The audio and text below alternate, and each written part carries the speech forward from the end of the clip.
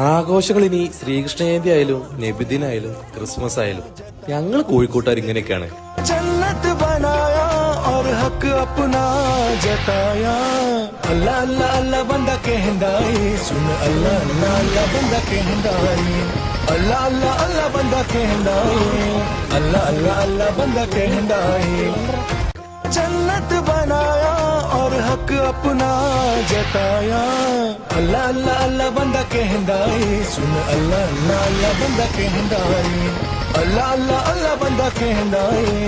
अल्लाह अल्लाह अल्लाह बंदा कहंदाई